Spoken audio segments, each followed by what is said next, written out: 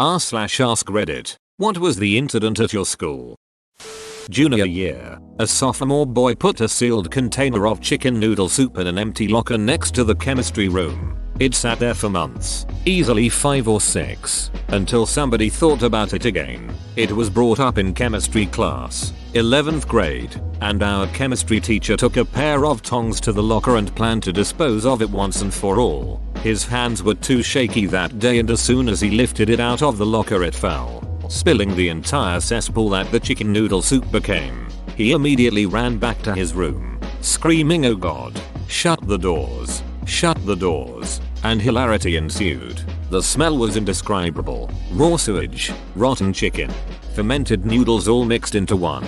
I have never and probably will never smell anything remotely close to it again. The smell permeated the entire floor and even seeped down the stairwell next to the spill to the classrooms immediately below. The day of the disaster, everyone gagged as they traveled through the halls. Luckily it happened during 8th period, last period before we went home. A hazmat team was called to take care of the spill, just in case there were airborne diseases. For the rest of the school year, the teachers lit candles in the hallways and in their classrooms, but the smell never left us. It stayed all summer and even into the next school year until it finally went away altogether. The chemistry teacher who dropped the soup is actually now my stepfather, and we recount this story at least once a year and laugh our asses off. It is one of my best memories of high school.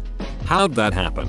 Last bit. Edit. You have 8 periods? We have 7 max, and now I'm in 6th year. I have 4 maximum. Edit 2. I get it, your high school had 9 periods, lol. Edit 3. I am not in 6th grade. Haha.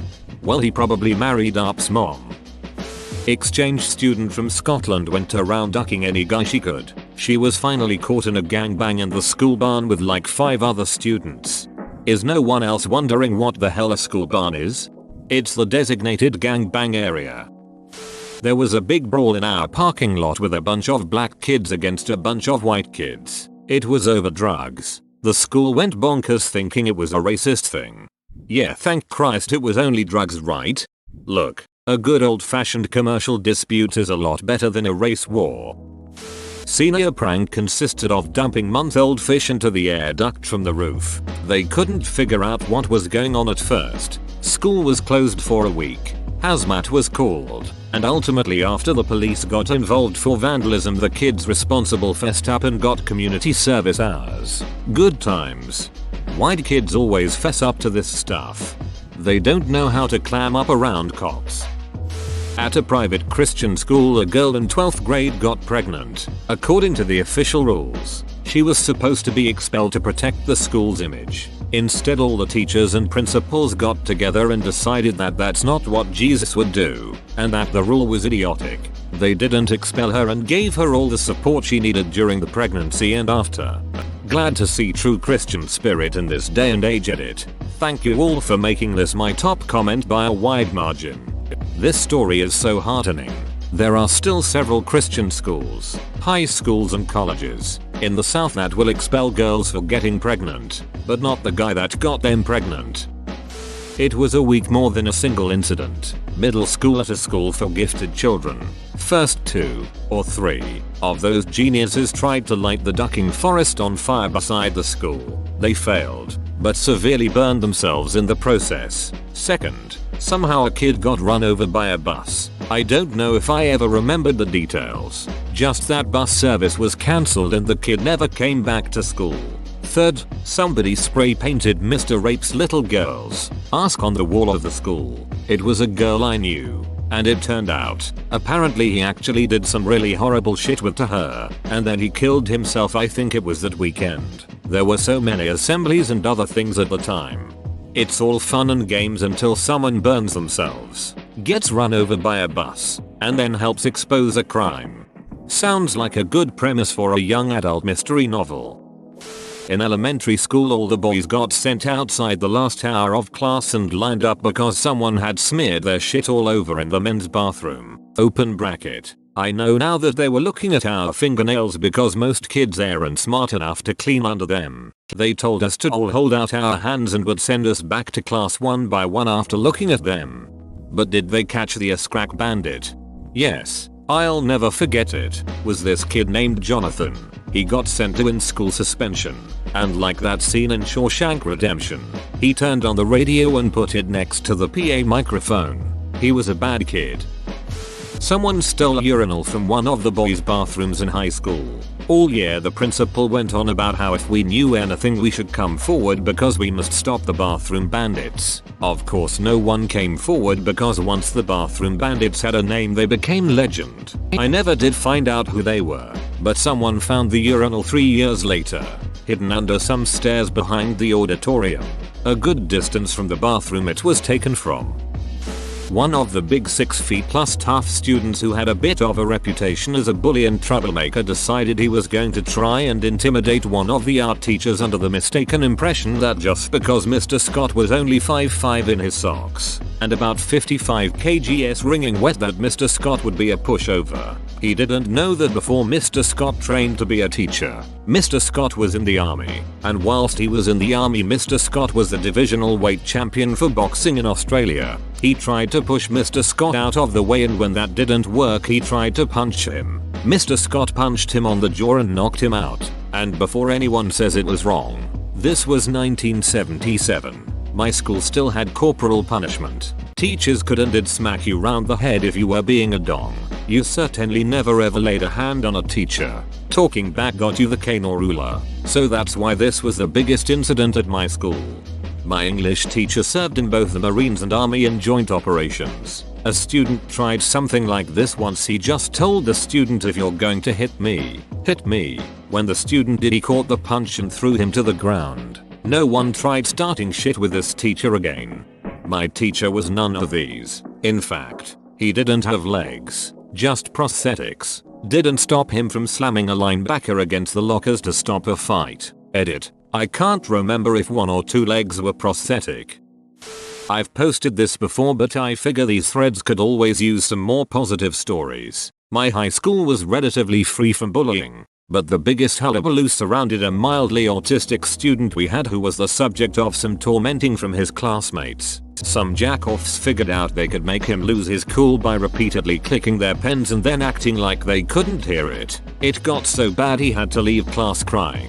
Our history teacher, whom the whole school liked, went on to become principal, went door to door in every classroom to explain to the students what was going on. Rather than talk about bullying, he simply told us that he had thought better of us and was very disappointed to be proven wrong.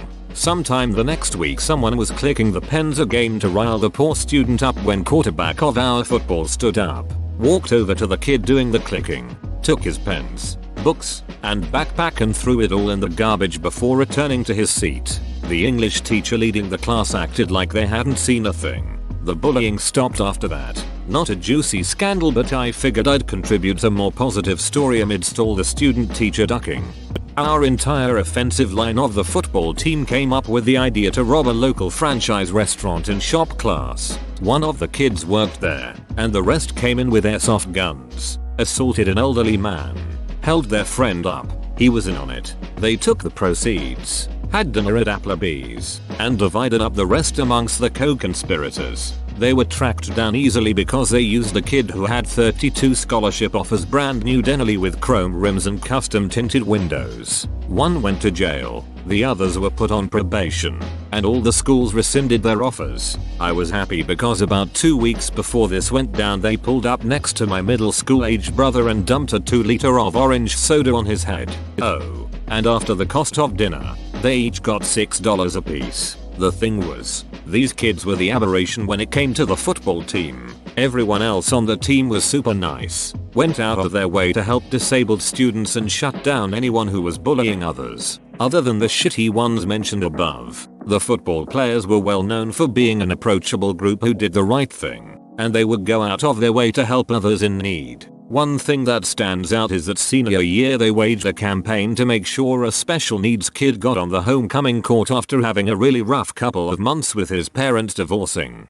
They even carried him in on their shoulders after it was announced he had won a spot. I'm pretty sure the kid was on suicide watch for a time, and for the rest of the year, the team made it their mission to make sure he had a proper group of support and to include him in as many things as they could. That and their record was like 8-1.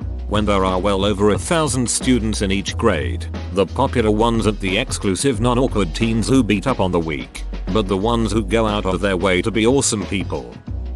One day in gym class all the males left gym and went to see this massive shit someone left in the men's room. It was so huge it clogged the toilet itself without the use of any paper. One of the guys tried to flush it and it seemed to just make a huge suction until thump it all went down in one go. Everyone laughed and returned to gym. Then, it happened again. Basically the same thing. Administrator of our school had an assembly saying that all the boys needed to flush the toilets and that the hallways smelled like shit. One of the male teachers standing behind me at the assembly said you couldn't flush it. It was as big as your arm. Edit. Thanks for the gold. This happened in Pennsylvania. The teacher that made the arm comment was a Swedish guy in charge of our IT program at the school. I imagine that teacher saying it like he'd just seen a ghost. You weren't there. You didn't see what I saw. Catholic school. Female student caught at lunch giving 2 simultaneous hand jobs to 2 male students on either side of her under the lunch table. Caught by cafeteria staff nun. Girl was known as the skier for the duration of her education there. I've always wondered how shit like this happens. Does the girl ask the guys? Vice versa? Do all 3 parties look at each other and just nod knowingly at the same time?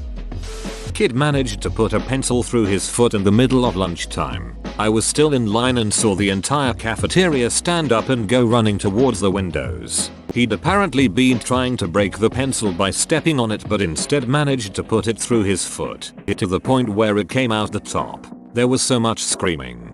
A kid stabbed me in the hand with a pencil. Only went about halfway through, but it seriously hurt. Edit. The funny part of this is all the people commenting and PMing me trying to figure out if they know me. Dozens of people have responded saying they also got stabbed and it seems like it's a fairly common occurrence, so no, I'm not that person you know.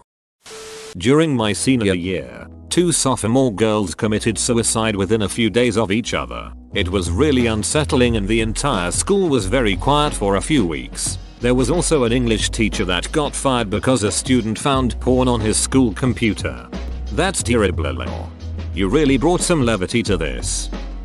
A girl in our school just disappeared one day. Rumors that she was pregnant, etc. Some glitch in the system had her on the honor roll every semester. They'd call her name in assembly every time. Well, I knew her. She wasn't pregnant. Just dropped out, and when I told her name kept getting called for honors, she thought it would be hilarious to actually show up and collect her gift cards. That was the prize. So she did, with a fake baby in her arms. Then spiked the baby on the stage. Damn Jess, you were nuts. I dated her for a few years in college. It went as expected, but that's another story. I want the college story. We were both 16. Her ex was 35. She learned a lot about sex from being his skettle. I was pretty much a virgin. My innocence extended to the point where I didn't notice her ducking half the school behind my back. That's pretty much it. You can extrapolate the rest. It's not an original story. There was also the time where a kid died in the courtyard after practicing wrestling moves, falling and hitting his head on the bench. As someone who saw him fall, be resuscitated by a teacher, and then die, it was pretty traumatic. That was probably the main incident until a couple of years later when another kid died after getting hit by a car after school. We sadly had a kid who climbed up the closed bleachers, ones that could pull away from the wall, and dove into a soccer netting of some type head first as a prank. We think he did not survive. Edit. And a girl I rode the bus with went missing and was found dead under a pile of smoldering tires. She was still alive when they set the tires on fire. And 2 girls a few years younger than me got in a car with an older guy they knew who took them out in the woods and beat them both with a baseball bat. One to death and the other survived by crawling to a road. Damn. It sounds like I grew up in a rough area, but not really. Second edit. So apparently some of you are saying none of this is true. It indeed is. But I'm not going to provide the name of the area since I'd like to keep my specific location private. Also, I'm old, so this was a long time ago, like pre-internet. So if you're trying to search any of it, you won't find it. Last year I did try to look up info on the baseball bat case, because I was curious what sentence the guy got and if he was still locked up. After a ton of digging I only found one legal paper about an appeal he tried. Final edit. I was looking up the wrong name.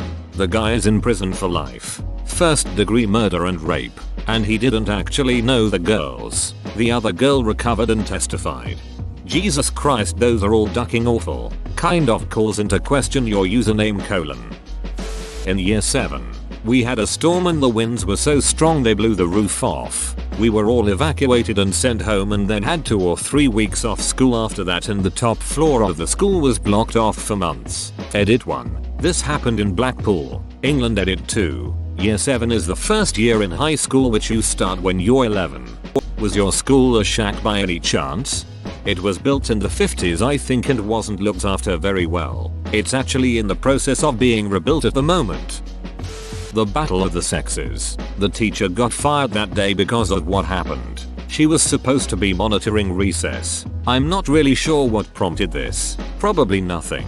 But there was an all-out boys versus girls war. I remember swinging from the handlebars at the top of the slide and kicking a girl in the face. She dropped like 9 feet. Not long after 2 more girls came. Each one grabbed one of my legs and then just hopped off the ladder. I hit my jaw falling down and bit my tongue really bad. Lots of kids, including myself, had to go to the nurse. They cancelled school that day and had a meeting with the parents the following week. Why was there a kiddie brawl to begin with? I don't know, man. This was back in the time when I was eating live ants. First day of school this year, a couple got suspended for having oral sex in the hallway. Jesus Christ. High schoolers today are retarded. Back in my day we went to one of the soundproof practice rooms in the band hall if we needed to get suck somebody off. Guess how many times we got caught? Exactly. Twice. In hindsight we should have waited till the band finished practice. The origin story of the hacker named 4chan. You done messed up here, Ron. Edit. Fixed AC. When I was in high school we had an outdoor discovery class that was basically just a giant ropes course. The teacher for that class was a nice middle-aged man. One day he decided to take a shower in the locker room between periods and had a stroke. Now I don't know what about this stroke was different, but it made him decide he needed to go for a jog around the high school and middle school, naked as the day he was born.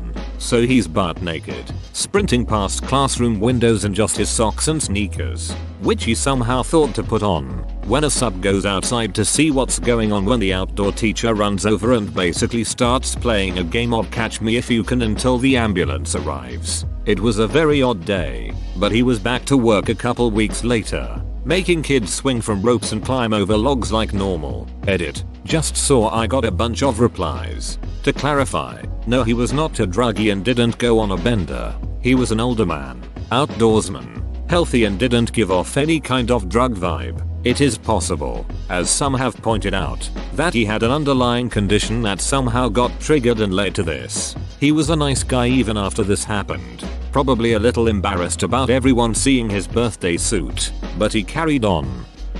In college, we had the Poop Bandit, less one incident and more a string of them. Some of his exploits: shit in the washers in the men's freshman dorm. They were all top loaders and not many checked them. He'd shit in a random one every couple of weeks. Left pizza boxes in the co-ed dorm common areas with shit in them. Set it up so that it looked like, hey, free pizza. Forced the elevator door open and the co-ed dorm a floor above the elevator and shit on top. It took a week for anyone to figure out why the elevator stank. Why? He was so preoccupied with whether or not he could, he didn't stop to think if he should. The high school cop was fired for molesting a 10-year-old girl. He then murdered his wife and fled. He's on America's top 10 Marshall's top 15 most wanted list now. His mom thinks he's dead. His name was Dan Hires.